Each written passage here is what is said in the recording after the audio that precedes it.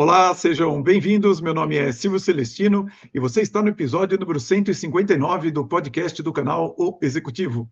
O nosso propósito aqui é aumentarmos a sua musculatura executiva para que você seja cada vez mais um executivo de classe internacional. E para isso, nós nos aprofundamos em temas como a gestão de pessoas, o equilíbrio de vida pessoal e profissional e, é claro, sobre negócios, sobre investimentos. Hoje, eu me sinto como um daqueles pais que tem que falar para a criança escovar seus dentes todos os dias. E isso realmente aborrece um pouco os seus filhos. Mas o fato é que, como executivos, de tempos em tempos, nós temos que olhar para a economia para tomarmos decisões mais acertadas. Até porque saiu uma pesquisa dizendo que as empresas brasileiras estão negociando nada menos do que 670 bilhões de reais em dívidas. E, só para você ter uma ideia, o nosso PIB é de 12,7 trilhões de reais, então 670 bilhões é um percentual bastante importante. Isso não é muito difícil de imaginar que aconteceria levando em conta a taxa de juros no Brasil, que hoje está em cerca de 14,5%, mas é um crescimento expressivo, né? O último número que nós tínhamos era um montante de 260 bilhões em 2024, então houve um salto aí de 157%. As empresas, elas estão bastante vulneráveis, uma vez que 24% delas não geram caixa suficiente para pagar os juros das suas próprias dívidas e 45% delas estão com um nível de alavancagem realmente muito grande. Então, por isso que você vê tantas notícias falando sobre empresas de grande porte, como o Grupo Pão de Açúcar, Ambipar, a Braskem, etc., que são empresas relevantes e que estão com problema para manter as suas operações. Mas por que você não deveria estar surpreso com esse cenário, principalmente você que acompanha o nosso canal aqui, O Executivo? Porque eu não me canso de enfatizar que você deve estar atento ao fato de que a sua carreira ela se desenvolve dentro de uma empresa que está no mercado, que atua em um país e esse país, lógico, faz parte do mundo. E o mundo, é claro que é uma abstração, quer dizer, o que você tem são os outros países.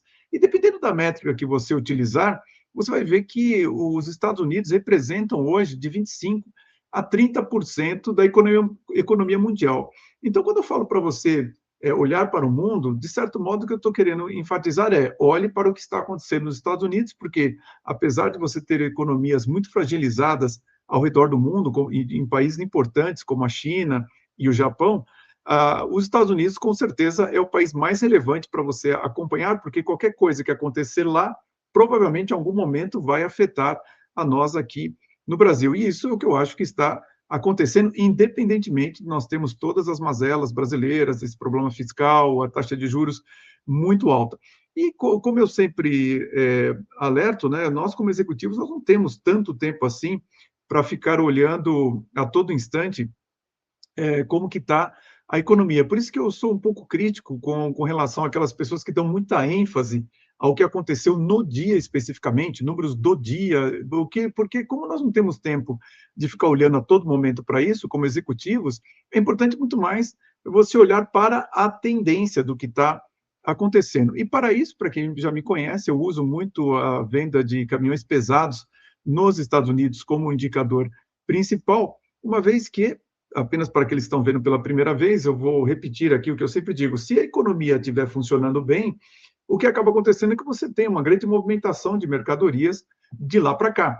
E, apesar dos Estados Unidos ter uma malha ferroviária extraordinária, eu costumo dizer que a última milha, quer dizer, sair do armazém ali da ferrovia para ir para o centro de distribuição de uma Amazon, por exemplo, isso aí tem que ser feito por caminhões. Se a economia está, portanto, muito ativa, você vai ter um desgaste do caminhão acontecendo mais rápido e, portanto, as vendas de caminhões, uma vez que ele atinge a vida útil com mais velocidade, as vendas de caminhões pesados necessariamente aumentam. Inversamente, se a movimentação de mercadorias está lenta ou não está acontecendo em um ritmo muito elevado, o caminhão demora mais tempo para atingir a sua vida útil e, consequentemente, você demora mais para trocar o caminhão e as vendas necessariamente elas caem. Então, esse é um indicador que eu uso, eu acho bastante fácil de você acompanhar e entender o que está acontecendo, porque, como eu disse, a minha perspectiva aqui é a perspectiva para o executivo. É claro que se você conversar com um economista, ele vai dar muitos outros índices, indicadores, contas que eles fazem para saber como está, mas a minha intenção aqui é acrescentar uma perspectiva para quem não tem tanto tempo assim de ficar acompanhando indicadores, interpretando coisas que são talvez muito complexas para quem não tem tempo para ficar olhando toda hora e principalmente para quem tem mais assuntos para prestar bastante atenção. Então, quando você olha essa curva aqui da venda de caminhões pesados nos Estados Unidos, você observa com muita clareza que nesse momento aqui nós estamos em um momento de declínio, ou seja, esse gráfico é muito interessante porque ele mostra que toda vez que você tem a venda de caminhões pesados nos Estados Unidos, elas aumentam, ultrapassam 500 mil unidades e caem, de 4 a 15 meses depois você tem uma crise econômica. Você vê que isso aconteceu recentemente, quer dizer, a última vez que isso havia acontecido tinha sido na Covid, né, que você vê ali, né, em 2020, quer dizer, estava num pico, caiu rapidamente, é por isso que eu estava alertando meus clientes naquele período a respeito de que viria alguma coisa importante, claro, não tinha ideia de que seria uma pandemia daquela, né, magnitude, mas eu sabia que algo importante aconteceria. E nesse momento também você vê que houve uma queda importante da venda de caminhões pesados. Eu aguardei para ver se o número de abril já saísse, afinal, hoje nós estamos no dia 20 de maio aqui de 2026, mas o número ainda de abril ainda não saiu. Eu achei importante fazer esse episódio, e você vai ver o motivo. Mas o fato é que, na minha visão, em função desses números aqui, eles estão mostrando para nós que nós estamos ainda a meio caminho de uma recessão econômica, né? Provavelmente, esses números da recessão nos Estados Unidos vão começar a aparecer de forma mais evidente ao longo dos meses, mas o que importa para nós é a gente ter esse olhar antecipado de que, olha, é melhor a gente trabalhar com a ideia de que os Estados Unidos estão se encaminhando, sim, para uma recessão econômica. Então, quais são as recomendações para você poder lidar bem, quer seja com a sua carreira, com seus negócios e com seus investimentos, em um momento em que nós vemos que há um declínio econômico? Primeiro, sempre lembrando, pessoal, um declínio econômico nunca acontece de forma igual em todos os mercados, em todos os países. Aqui eu estou procurando te dar um ajuste no seu binóculo lá na longa distância, né? Ou seja, isso está vindo para nós. Então, pode ser que você não tenha ainda sentido nada muito relevante, exceto esses números preocupantes aí de tantas empresas com um valor tão alto de dívidas sendo renegociadas. Mas, a partir do momento que você tem isso no radar, claramente no radar, é importante você, fazendo os ajustes para cada um de vocês, para o seu mercado, para o seu negócio, que você tenha muita prudência nesse momento nas suas decisões, porque, como eu disse, como você ainda está no meio desse declínio, você tem que esperar realmente ver até a base disso acontecer, quer dizer, a gente teria que esperar a venda de caminhões pesados atingir algo como 200 mil unidades ou 180 mil unidades, se for uma recessão muito crítica, e por volta de umas 300 ou um pouco menos de 300 mil unidades, se a recessão for um pouco mais suave. Eu, particularmente, não espero uma recessão suave se formando. Então, você tem que ter prudência nas suas decisões, e isso significa, acima de tudo, preservação de caixa. Quer você esteja falando do caixa da empresa, ou você imaginar isso para si mesmo, como pessoa física, toda crise sempre é uma crise de liquidez, ou seja, vai faltar dinheiro. E, portanto, é fundamental que você preserve o caixa, quer seja da empresa ou o seu caixa pessoal. Não é o momento de você entrar em dívidas, cuidados com os seus gastos, enfim, prudência para que seu caixa possa durar o máximo de tempo possível. Não esquecer de verificar como que estão os seus pagamentos, você tem alguma possibilidade de alongar os pagamentos novamente para preservar o seu caixa, e você que lida com um negócio ou é responsável por uma empresa, dê foco em produtos que caibam no bolso do consumidor. Eu sempre gosto de lembrar de empresas centenárias, como é o caso, por exemplo, da Coca-Cola. Quer dizer, neste momento você tem lá aquelas latinhas de 200 ml, né, que são as mais em conta, justamente porque a inflação está muito alta e isso realmente come o bolso do consumidor, né? Então, você precisa oferecer produtos e serviços que estejam de acordo com essa realidade. Então, portanto, procure por esses produtos que você possa vender que sejam mais em conta para que você possa manter as suas vendas no nível que você necessita. Quais são os mercados que você deve procurar no momento de declínio econômico? Sempre pensando em algumas coisas que são clássicas, né? Então, de uma maneira clássica, assim, sempre as empresas que trabalham com reparos, manutenção, ou com empresas que são fornecedoras delas, são os mercados que ficam favorecidos. Por um motivo muito simples, pensando de uma maneira muito racional. Quer dizer, você quando está em um período em que você está com menos dinheiro, você não vai trocar de carro, mas você provavelmente vai precisar fazer a manutenção do seu carro. Então, as empresas de reparo, em geral, elas estão favorecidas. Empresas que trabalham com material de construção, tintas, tudo isso daí são empresas que, em geral, estão favorecidas. Quando eu digo estão favorecidas, eu não quero dizer que necessariamente elas estejam indo assim muito bem, mas são empresas que estão com fluxo de caixa. Se você quiser vender para alguém, essa pessoa precisa estar com fluxo de caixa para poder comprar seus produtos e seu serviço. Especificamente nessa crise que nós estamos passando, os mercados que são mais favoráveis, principalmente no médio prazo, são aqueles que trabalham com ativos reais, e, portanto, estou falando de terras agriculturáveis, commodities agrícolas e metálicas e também metais preciosos. Então, é importante você entender que, apesar desses mercados estarem favorecidos por essa crise atual, uma vez que esse problema está se desenvolvendo, principalmente na classe de ativos financeiros, no curto prazo, todas as classes de ativos são afetadas. Por quê? Porque se você tem, por exemplo, um problema no mercado acionário, os investidores desse mercado vão precisar tirar dinheiro de todos os seus outros ativos para poder cobrir eventuais perdas. Então, no curto prazo, todos os mercados ficam afetados, mas no médio e longo prazo, esses mercados que eu falei, eles estão favorecidos. E você vai encontrar nesse exato momento, né, até por conta desse problema de performance financeira da empresa, muitas companhias que estão demitindo, algumas estão colocando a culpa na inteligência artificial, porque é um pouco mais elegante, mas o fato é que essas empresas estão com problemas de performance financeira. Eu não vou entrar aqui em detalhes, porque você vai encontrar isso em uma mídia mais especializada, mas pela natureza do nosso trabalho, é claro que a gente consegue olhar um pouco mais os bastidores do que está acontecendo e realmente você observa que essas empresas estão com questões importantes em função até de investimentos na inteligência, em projetos relacionados à inteligência artificial. E, infelizmente, depois da Oracle, foi a vez da Meta, né, o Facebook, fazer demissões via e-mail. Né? Eu acho essa prática bastante questionável, condenável, mas, infelizmente, me parece que está se tornando uma prática. A Oracle demitiu aproximadamente 30 mil funcionários usando e-mail, e agora a Meta demitiu aproximadamente 8 mil funcionários também via uma mensagem de e-mail.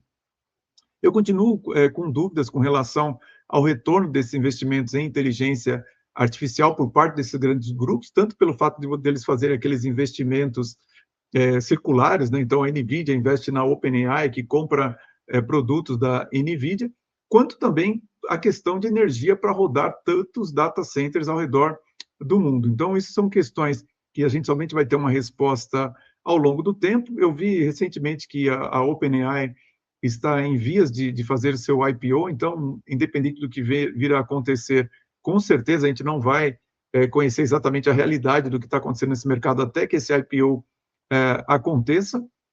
E se ele acontecer, aí sim, provavelmente teremos uma visibilidade melhor de como estão, de fato, todas as empresas que estão investindo tanto nesse setor. É claro que eu não nego os enormes benefícios da inteligência artificial, o uso da inteligência artificial, entretanto, o que me preocupa é justamente isso. Quando você faz as contas das cifras de centenas de bilhões de dólares que estão sendo investidos nesse mercado, a conta simplesmente não fecha, ou fecha ao longo de 30, 40 anos, e que investidor vai ter condições de ter o seu dinheiro retido por todo esse tempo antes de cobrá-lo de volta. Então, o que isso tudo esse cenário quer dizer para a sua carreira? A primeira coisa que eu alertaria você é que você evite mudar de emprego para que você não se torne um profissional muito barato de ser demitido. Então, se você está pensando em mudar de emprego, mas você vê que a sua situação permite você segurar um pouco mais de tempo o momento em que você está, o lugar que você está, é recomendável,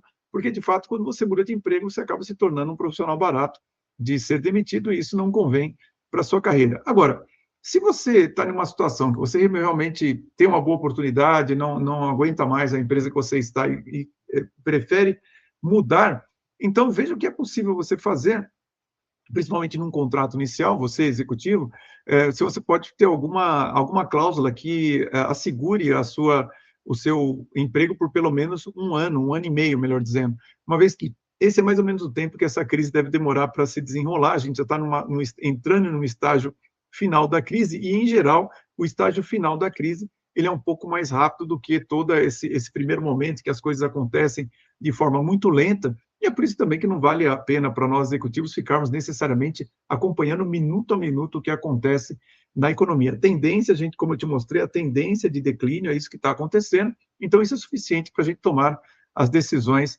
mais adequadas para o nosso negócio. Se você, porventura, tiver que aproveitar uma oportunidade fora do Brasil, procure sempre assegurar uma cláusula que faça com que você possa retornar rapidamente para o Brasil em caso de emergência. E caso de emergência, eu quero me referir aqui exatamente a conflitos, né? Ou seja, a gente está num momento geopolítico muito nervoso, e isso realmente é muito perigoso. Você está em um país, você ser um estrangeiro, e esse país começa a entrar em conflito com outro, né? Todos os meus executivos que estão fora do Brasil, eu fiz questão de alertá-los para isso e, de certo modo, pressioná-los para que eles tivessem uma cláusula que os permitisse retornar rapidamente para o Brasil, caso uma emergência desse tipo aconteça. Isso sim, eu aconselho que você acompanhe de perto e, portanto, eu quero dizer diariamente o que está acontecendo nessa guerra de Israel e Estados Unidos contra o Irã, o conflito da Ucrânia com a Rússia, que está recrudescendo, quer dizer, houve ataques importantes em Kiev, e agora a Ucrânia respondeu atacando Moscou de maneira bastante violenta. Então, assim, é importante você acompanhar de perto esses movimentos, até porque outros países estão se envolvendo. Ontem e hoje foi dada a notícia de que Belarus pode atacar a Ucrânia em favor da Rússia. Então, essas movimentações são importantes para você ter uma ideia do que vem por aí em termos de declínio econômico ou eventos que podem afetar a sua carreira. Portanto, é importante você saber que nós estamos ainda nos momentos iniciais da crise, mas ela está recrudescendo.